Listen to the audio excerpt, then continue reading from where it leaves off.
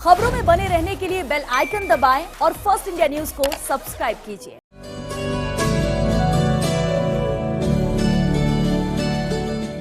सर्वबाधा विनिर्मुक्तो धन धान्य सुतान्वितः मनुष्यो मृत प्रसादेन भविष्यति न संशय। नमस्कार, फर्स्ट इंडिया न्यूज की खास पेशकश में नवरात्र स्पेशल एपिसोड में आप सभी का बहुत बहुत स्वागत है। आपके साथ हूं मैं जयती मिश्रा। दर्शकों, नवरात्रि का पावन पर्व शुरू हो चुका है और बात यहाँ पर माता के अलग अलग दिन में अलग अलग स्वरूपों की फर्स्ट इंडिया के माध्यम से हर एक जानकारी आप तक पहुँचाने की जो कोशिश हमारी हर साल रहती है वो इस बार भी शुरू हो चुकी है। तीसरे दिन पर माँ चंद्रघंटा की पूजा की जाती है। क्या माता का स्वरूप है, किस तरह से उनकी पूजा के नियम है, क्या विधि विधान है, कौन सा प्रसाद माता को प्रिय है और कौन से मंत्रों के जरिए आप माता की पूजा तो कर ही सकते हैं लेकिन साथ ही साथ अपनी मनोकामनाओं को अपनी जो इच्छाएं हैं उन्हें माता के हृदय तक पहुंचा सकते हैं। इन सभी बातों की जानकारी के साथ में और ज्यादा रोचक जानकारियों के साथ में आज हमारे साथ स्टूडियो में मौजूद हैं जाने माने ज्योतिषाचार्य और पंडित पुरुषोत्तम गौड़ जी। पंडित जी, बहुत बहुत स्वागत है आपका। जी धन्यवाद, शुभ आशीर्वाद। श्री राम जय राम, जय जय राम, मेरे राम की जय हो। जय माता दी। पंडित जी, शुभ मौका चल रहा है, रामनवमी आने वाली है, मर्यादा पुरुषोत्तम राम जी का जन्म भी अब होगा और उससे पहले माता की आराधना के दिन शुभ संयोगों के बीच मां चंद्रघंटा के स्वरूप की आज हम बात करेंगे। किस तरह का स्वरूप है पंडित जी? सबसे पहले दर्शकों को ये बता दीजिए कैसा रूप है माँ का, किस तरह से वर्णित किया गया है शास्त्रों में और माता के स्वरूप को निहारते ही एक तक ऐसे लगता है कि बस देखते ही जाए, इतना खूबसूरत उनका स्वरूप। क्या कहेंगे इसको? देखिए, आपने बहुत ही अच्छा प्रसंग रखा है। शुक्रवार का दिन है, माँ चंद्रघंटा का पूजा अर्चना हो रहा है। वैभव लक्ष्मी के लोग व्रत रखते हैं और शुक्रवार के दिन यहाँ माँ चंद्रघंटा का पूजन हो रहा है। माँ चंद्रमा चंद्रमा के रूप में सुशोभित हैं। माँ भगवती के तीसरे स्वरूप का नाम चंद्रघंटा होता है। माँ भगवती को लाल पुष्प बहुत प्रिय हैं, गड़हल का फूल तो बहुत ही प्रिय है। माँ भगवती को अपने घर में बने पकवानों का भोग लगाना एक आपकी मनोकामना पूर्ण करने के यहाँ पूरा आशीर्वाद मिलता है। माँ भगवती को प्रथम शुभारंभ में जब पूजा करते हैं तो शुरुआत में स्नान आदि से निवृत्त होने के बाद आप ज्वारों पर जल चढ़ाएं। माँ भगवती को जल अर्पण करने के बाद आप चुनरी बदल सकते हैं और तिलक आदि करने के साथ ही आप पूजन शुभारंभ करें। जो आपने प्रथम दिन संकल्प लिया है उसी को आपको करना है। लेकिन खास तौर पर उन लोगों के लिए जैसे भगवान से प्रार्थना कर रहे हैं, हम भी प्रार्थना करते हैं, जैसे गोस्वामी तुलसीदास जी ने भी बोला है कि शांति घर में होना बहुत जरूरी है। जिस घर में शांति है, जहाँ सुमति तय संपत्ति नाना, जहाँ कुमति तय विपत्ति निधाना। जहाँ सुमति है वहाँ नाना प्रकार की धन दौलत होती है। और गोस्वामी तुलसीदास जी ने भी कहा है, सकल विघ्न व्यापई नहीं तोई, ते ही राम सुकृपा बिलो कहीं जई। कि जहाँ सब प्रकार की धन दौलत है वहाँ सुख शांति का होना जरूरी है। तो सबसे प्रथम मैं कहूँगा कि संपूर्ण परिवार को एक साथ लेकर के बैठें और उसके बाद हलवा आदि बना करके मातेश्वरी को भोग अर्पण करें और भोग लगाने के बाद जोत देखने की परंपरा तो जोर जरूर देखें, लेकिन जो आपने पाठ का संकल्प लिया है वो भी करें और रामचरितमानस का तीसरा पारायण का पाठ करें। रामचरितमानस के तीसरे पारायण का पाठ करना ही जा पर कृपा राम की होई, ता पर कृपा करें सबको ही। जिस पर भगवान की कृपा होती है उस पर दुनिया कृपा करती है और वो तब संभव होता है जब आपका भाव उनके चरणों में होता है। और जो राम जी की कृपा चाहता है उनको हनुमान जी को प्रसन्न करना होता है और जो पितरों की कृपा चाहता है उसे हनुमान जी को प्रसन्न करना होता है, तब पितरों की कृपा होती है। तो एक चैन है कि आपको अपने और जो शिव को प्रसन्न करता है तो राम जी की कृपा प्राप्त होती है। तो यही तो बात है। इसीलिए तो कहते हैं कि आपको शुभ मुहूर्त शुभ लगन देखना है और शुभ मुहूर्त यहाँ सूर्योदय से 10:30 बजे तक प्रातः रहेगा। पूजा के लिए सूर्योदय से 10:30 तक कोई भी प्रॉपर्टी, भूमि, भवन आदि भी आप खरीद सकते हैं। इस दौरान किसी प्रकार का नया कार्य भी शुभारंभ कर सकते हैं, क्योंकि तीसरा नवरात्रा तृतीया उसका स्वामी माँ पार्वती होती है, देवी होती है और ये तीसरा दिन है। इस दिन आप लाल फूल के साथ फल जरूर चढ़ाएं और फल का मंत्र है ओम जा फल निर्जा अफला अपुष्पा याज पुष्पणि बृहस्पति प्रसुतास्ता नो मुंचन त्वगंगा साहा। और यहाँ सेव को अर्पण करें, सेव मातेश्वरी को अर्पण करें। सेव अर्पण के साथ ही आप माँ भगवती को लौंग भी अर्पण करें, इलायची भी अर्पण करें। यत्पुरुषेण विका देवा यज्ञमतन वतः वसंतोषासी दाज्यम गीतमयदम शरदविहि सप्ताशन परिधस्त्री सप्तसमिना कृता। मातेश्वरी को आप अर्पण करते हुए प्रणाम करें और इसी के साथ प्रणाम करें। या श्री स्वयं सुकृतिनाम भवनेश्वलक्ष्मे पापात्मनां कृतधियां हृदये सुबोधे श्रद्धां सतां कुलजन प्रभवाश्वलज्जा ताम त्वां नतास्म परिपालय देवी विश्वम। पूरे विश्व की कल्याण करने वाली माँ भगवती, आप हमारी प्रार्थना को स्वीकार करें। आप ही सरस्वती हैं, आप ही लक्ष्मी हैं, आप ही माँ दुर्गा हैं, आप ही तो कल्याणकारी हैं, आप ही तो शक्ति हैं और शक्ति की तो हम भक्ति कर रहे हैं। ऐसा भाव रखते हुए पूजन करें। लेकिन जैसे आपके कई प्रश्न इसमें रहते हैं और आप बता रहे थे कि क्या करें जिससे कि तीसरी जो नवरात्रा है माँ चंद्रघंटा की स्वरूप है उनकी कृपा प्राप्त करें। जी आगे ये भी जानेंगे पंडित जी, लेकिन यहाँ पर एक ले लेते हैं छोटा सा विराम और विराम के बाद दर्शकों को बताएंगे क्या पूजन विधि है, नियम क्या होने चाहिए, क्योंकि अभी आप नवरात्रों की शुरुआत कर चुके हैं और कठिन तपस्या ये रहेगी। लेकिन इस बार की जो फलदायी नवरात्रा है वो कई सहयोग लेकर आई है। आगे भी बातचीत इस पर जारी रहेगी। रुक रहे एक छोटे से विराम के लिए।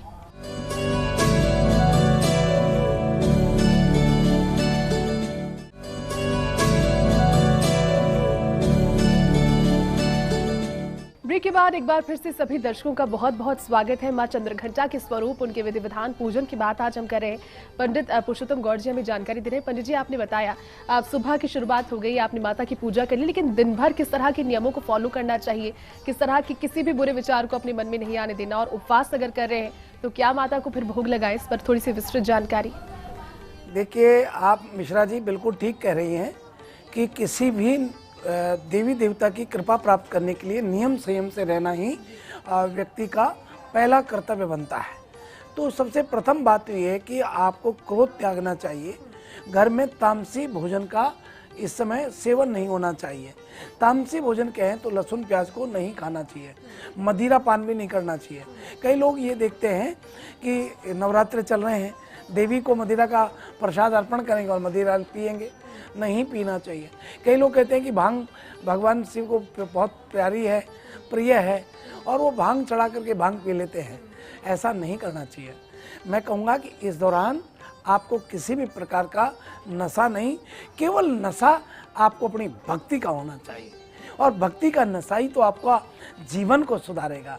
इसलिए एक बात कि आपको नशा आदि नहीं करना चाहिए, दूसरा क्रोध नहीं करना चाहिए, तीसरा यदि आप साधना कर रहे हैं तो जमीन पर सोना चाहिए। इस दौरान नाखून नहीं काटने चाहिए, इस दौरान बाल नहीं कटवाने चाहिए, शेविंग नहीं करना चाहिए, ब्रह्मचर्य का पालन करना चाहिए, और साथ ही आपको दुराचारी व्यक्तियों के साथ संगत भी नहीं करनी चाहिए, क्यों कहीं कहीं वो संगत आपको प्रभावित करती है।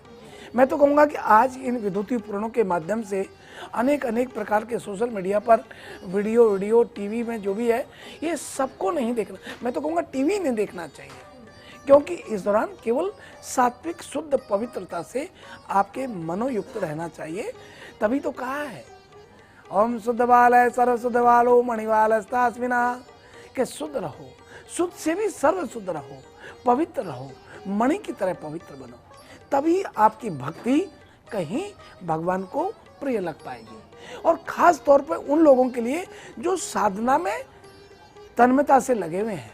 साधना तभी होती है जब आपको अपने जीवन को साध्य करना होगा, अनेक सुख सुविधाओं की चीजों को छोड़ना होगा। इस दौरान साबुन आदि से भी स्नान नहीं करना चाहिए। कोई भी किसी प्रकार का आपको गुस्सा क्रोध तो करना ही नहीं चाहिए, लेकिन बाहर ज़्यादा घूमना फिरना भी नहीं चाहिए साधना करने वाले के लिए, क्योंकि जब बाहर निकलते हैं तो जीव का हमारे पैर से चलने से, गाड़ी से, पैर से हत्या होती है, वो भी एक पाप लगता है। तो ये छोटी छोटी चीज़ें हैं जो बहुत महत्वपूर्ण आपको प्रसाद दे सकती हैं भगवत कृपा का। जी। पंडित जी, लोग इस वक्त उपवास भी कर रहे होंगे और जो फलाहार एक समय लेते हैं और दिन भर फिर यह सोचते हैं कि चलिए एक वक्त का खाना खा लेते हैं, लेकिन इसमें कई तरीके के कंफ्यूजन होते हैं। कई लोग फलाहार के साथ अपने व्रत को खोलते हैं, कई लोग खोलते हैं नॉर्मल जो हम खाना खाते हैं, जो तामसी नहीं हो। क्या कहता है इस पर हमारा विधि विधान? क्योंकि कई बार मन के भाव होते हैं, लेकिन जो जैसे नौकरी पेशा, मैं खुद अपनी बात करूंगी, नौकरी पेशा होने की वजह से दिन भर भूखे रहना और ये उस समय पॉसिबल नहीं, लेकिन मन में तो भाव उतना ही है जितना प्रेम माता के लिए है। ऐसे में वो लोग क्या कर सकते हैं? कि हमारे लिए भी कोई उपाय है कि हम उतनी ही फल की प्राप्ति कर ले लेकिन इतना शरीर को कष्ट भी ना हो? ध्यानावस्थित तद्गतेन मनसा पश्यन्ते भी होना, कितनी सुंदर बात आपने कही है। जिस प्रकार का आपका ध्यान है उसी प्रकार से आपको फल प्राप्त होता है। जो व्यक्ति जैसा देखता है वैसा ही प्राप्त कर पाता है। जैसे मैं आपको एक उदाहरण के तौर पर बता रहा हूँ कि कृष्ण भगवान को जब यशोदा जी डंडा लेकर के उसके पीछे भक्ति कृष्ण के पीछे, तो कृष्ण कहते माँ मैंने माखन नहीं खायो, मैंने माखन नहीं खाया। और जैसे वो हटती माँ मैं नहीं माखन खायो, मतलब शब्द ही है, शब्द कुछ नहीं है, केवल बोलने का यंत्र है। तो मैं कहना चाहूँगा कि जिसको जैसी भाव है उसके अनुरूप चले। आपकी व्यवस्थाएं हैं तो केवल आप मन में विचार करें कि मुझे शुद्ध और पवित्र रहना है, लेकिन भोजन तो मुझे करना है। कई डायबिटिक हैं, कई बीमार व्यक्ति हैं, उनको भूखा रहना ठीक नहीं है, तो भोजन करें, लेकिन आप अपने विचारों को पवित्र रखें, क्रोध ना करें, सुमति बना के चलें, सबको सम्मान रिस्पेक्ट करें। कई बार ऐसा होता है कि आपको बड़ी डांट के और बड़े उसमें रह कर के ही काम करा सकते हैं, रहें कराएं, लेकिन थोड़ा इस पर नियंत्रण बनाए रखें, बैलेंस करके चलें। एक बात। नंबर 2 बात, ये उठते बैठते नवरात्रि भी होते हैं, जिसको हम कहते हैं कि प्रथम दिन आपने व्रत रखा और फिर समापन पर व्रत रख लिया, इसको उठते बैठते नवरात्रा कहते हैं। कई लोग जो फलाहार पे ही हैं उनको फल का सेवन करना चाहिए। कई लोग तुलसी के पत्ते पर हैं, उन्हें तुलसी का पत्ता ही लेना चाहिए। कई लोग एक टाइम भोजन करते हैं, एक टाइम भोजन करें। कई लोग दिन में 4 बार खाएं तो खाएं, लेकिन वो अपने मन में विचार रखें कि आज मैं स्वस्थ होता तो मैं भी व्रत रखता। इतना भावना करने से भी आप फल की प्राप्ति कर पाते हैं। तो ये बहुत छोटी छोटी बातें हैं, लेकिन ये बड़ी महत्वपूर्ण जो है अपनी भूमिका निभाते हैं। लेकिन पंडित जी, एक बड़ी एक छोटी सी एक और एक प्रश्न था मेरा, क्योंकि रोजाना जो लोग जोत देखते हैं और घर में रोजाना जोत माता की देखते हैं, लेकिन जोत देखने के बाद में उनको प्रसाद भी चढ़ा दिया, जोत माता की आ भी गई, उसके बाद में इस चीज़ को लेकर बड़े बूढ़े तो कहते थे कि इसको किस तरह से इसका विग्रह किया जाना चाहिए। लेकिन आजकल के यंग जनरेशन को जो 2-2 कमरों के फ्लैट में रहते हैं या फिर छोटे घर है, उन्हें पता नहीं होता है कि इसके बाद में क्या करना है, या फिर जो माता के ज्वारे हैं, जो माता को जो अक्षत अर्पित किए गए हैं, इनके बारे में भी जानकारी नहीं होती। इसके बारे में थोड़ा सा बता दीजिए ताकि उनके कन्फ्यूजन दूर हो पाए। ये तो जयती जी आपने बहुत ही महत्वपूर्ण प्रसंग रखा है, और मैं समझता हूँ कि ये प्रसंग कोई नहीं कर सकता, पर चूँकि आप बहुत ज़्यादा धार्मिक आध्यात्मिक भाव रखती हैं, इसलिए आपके मन में और आपके जहन में ये प्रसंग था। ये बात सही है कि आज जगह बहुत छोटी है, और ऐसे में आप जो जोत देखते हैं उसको ठंडे होने पर, शांत होने पर एक जगह इकट्ठा कर लें, और उसके बाद या तो किसी भी सरोवर में या फिर तीर्थ में उनको प्रभावित कर दें। यदि ये सब जगह आपके पास नहीं है तो कोई बात नहीं, लास्ट में जाके किसी वृक्ष, पीपल के वृक्ष में आप छोड़ें। लेकिन जहाँ हम ज्वारे की बात करते हैं, ज्वारा में प्रतिदिन आपको जल तो देना है, और जब ज्वारे आपके बहुत ग्रीन होंगे तो इसका मतलब आपकी भक्ति बहुत अच्छी हुई है। और ज्वारे मान लीजिए आपके सफ़ेद हो गए या पीले पड़ गए तो कहीं ना कहीं भक्ति में कमजोरी रही है। या फिर ये भी एक संकेत देते हैं कि ज्वारे जब ग्रीन होते हैं तो बहुत ज़्यादा समृद्धि का कारक मानते हैं। ग्रीन एक बहुत ही प्रफुल्लित करने वाला, बहुत प्रसन्न, ऊर्जावान रंग है, ऊर्जावान भाव देने वाला है। इसलिए आपको ग्रीन यदि होते हैं, उसमें कोई एक सफ़ेद ज्वारा आ गया, इसका माँ दुर्गा की कृपा हुई।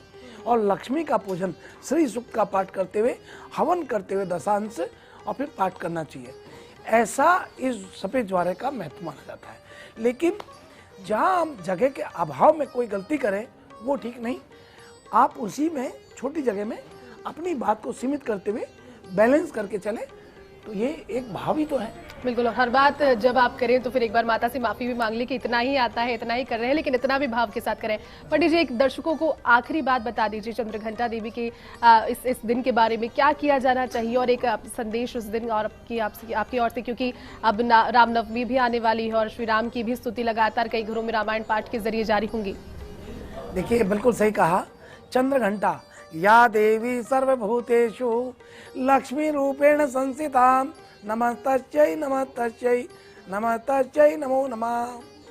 माँ भगवती और शुक्रवार का दिन चंद्रघंटा माँ लक्ष्मी के रूप में आप इनको प्रणाम करें, और मातेश्वरी को प्रणाम करते समय संध्या को कपूर की आरती करें, और सभी अपने बड़े बुजुर्गों का चरण स्पर्श करके उनके चरण को छू करके आशीर्वाद लें। क्योंकि आजकल एक परंपरा चल रही है, चरण छूते समय ऐसे हाथ करते हैं, किसी के घुटने तक भी नहीं पहुंचते जी। ये बहुत ही गलत बात है, क्योंकि ये घुटने में जो हम अंगुली में जो हाथ लगाते हैं अंगूठे पे, इलेक्ट्रोमैग्नेटिक वेव्स होती है जो आपको पॉजिटिविटी बनाती है, पॉजिटिविटी देती है, आपको सकारात्मकता बनाती है, सकारात्मकता देती है। ऐसे में आप चरण स्पर्श करें, बड़े बुजुर्गों का आशीर्वाद लें। और मैं पुनः एक बात कहना चाहूँगा सभी दर्शकों को और युवाओं को, खास तौर पे उन सब भक्तों को जो माँ भगवती की आराधना कर रहे हैं, कि आपका प्रेम, आपका स्नेह, आपकी आत्मीयता, आपका विश्वास, आपकी श्रद्धा, आपकी दृढ़ता, आपकी उत्सुकता, आपकी तल्लीनता, यही माँ भक्ति को रिझा सकती है। आपके पास सामान कितना है, सामग्री कितनी है, कितनी नहीं है, वो मायना नहीं रखती है। मायना रखती है आपकी श्रद्धा कितनी है, आपका भाव कितना है। इसको लेकर के आप भाव मातेश्वरी के चरणों में अपने आप को समर्पित करें, अवश्य माँ की कृपा आपको प्राप्त होगी।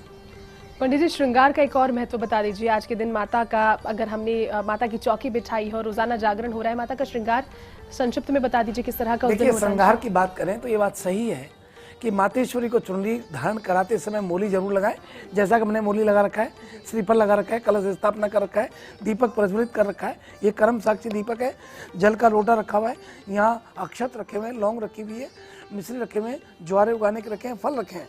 तो संपूर्ण सामग्री आपके पास, कपूर आदि और श्रृंगार के सभी सामान रखे हुए हैं। मूली रखी है, गंगा जल रखा हुआ है, धूप रखी है, अगरबत्ती रखी है, और संपूर्ण सामग्री आपके पास है। लेकिन मातेश्वरी को आप श्रृंगार अवश्य लाएं, और ये श्रृंगार किसी स्वागन को देना चाहिए।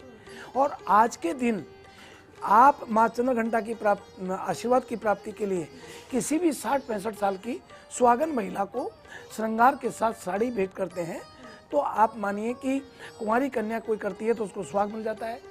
और यदि किसी के लड़का नहीं हो रहा है और वो इस प्रकार का किसी को भेंट करती है और उन्हें भोजन कराती है, सफ़ेद चीज़ का भोजन कराती है, तो फिर उनको लड़का प्राप्त होता है। अनेक अनेक मनोकामना पूर्ण कर देने वाला ये माँ चंद्रघंटा का पूजन अर्चन सिद्ध होता है। बिल्कुल पंडित जी, बहुत बहुत धन्यवाद आपका, आपने समय निकाला और रोजाना आप रोचक जानकारी हमारे दर्शकों के साथ साझा कर रहे हैं। बहुत बहुत शुक्रिया आपका पधारने के लिए और समय निकालने के लिए। आपको शुभ आशीर्वाद, सभी दर्शकों को बहुत बहुत मंगल, शुभ आशीर्वाद। श्री राम, जय राम, जय जय राम, मेरे राम की जय हो, जय माता। तो दर्शकों, आज की विशेष प्रस्तुति में बस फिलहाल के लिए इतना ही। आप देखते रहिएगा फर्स्ट इंडिया न्यूज। नमस्कार।